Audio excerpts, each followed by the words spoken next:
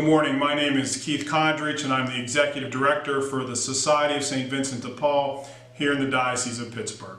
For today's Monday meditation, I'd like to reflect on the life of Helen Keller and an insight that I recently gained from her writings. All of us are familiar with the story of Helen Keller. At the early age of 2, she contracted scarlet fever, and she was deaf, mute, and blind. And after about 5 years, at the age of 7, a miracle happened. She met a teacher named Anne Sullivan, and through Anne Sullivan's work with Helen Keller, she was able to teach her through a system of touch and a system of sign language to speak and to communicate.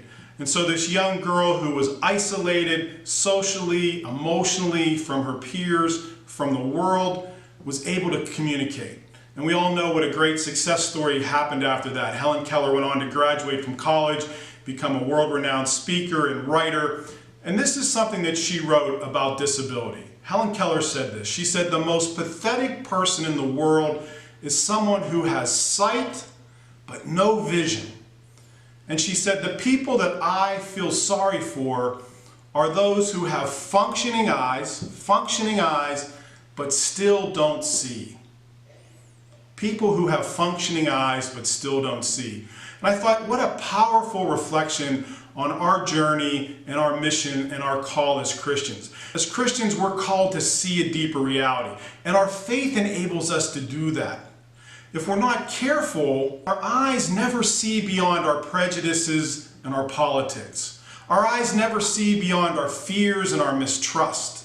Our eyes never see beyond our pain and our suffering. Our eyes never see beyond the lust and the ambitions that confront us on a daily basis. So for today's Monday meditation, I want to challenge all of us to think about how we use our eyes to see a deeper reality.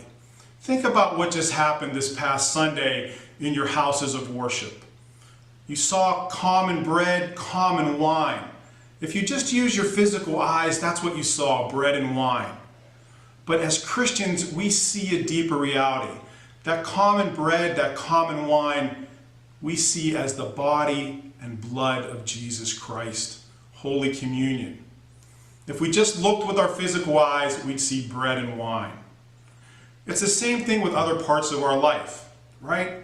If instead of looking at other people, looking at them with our physical eyes as Republican or Democrat, or Christian or Muslim, straight or gay, black or white, conservative or liberal, instead of looking at people and labeling them with those categories, we're challenged to see people, to see the deeper reality that these people around us, no matter what their viewpoints are, they're still children of God. They're still our brothers and sisters. And that's what the eyes of faith enable us to do, to see the deeper reality beyond all those physical labels that we give one another.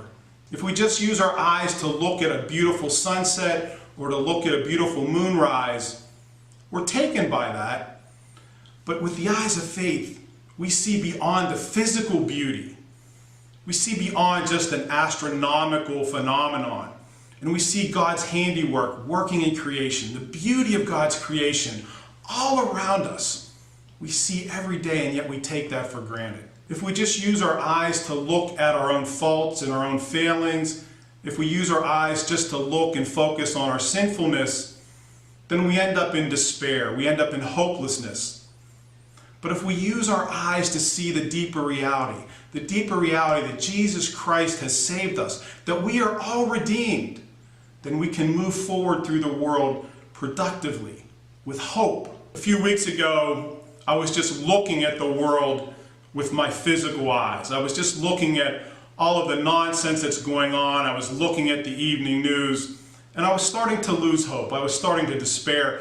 And a good friend of mine, Art Bannon from St. Philip's Conference over in Crafton, called me on the phone, and we started to have this conversation, and he reminded me of something so important that ties in to what Helen Keller says. And he reminded me of Paul's second letter to the Corinthians, chapter 5, verse 7.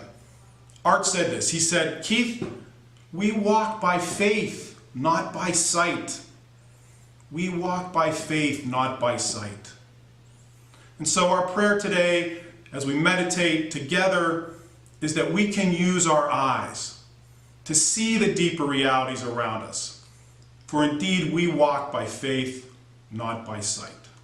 God bless you, and have a great week.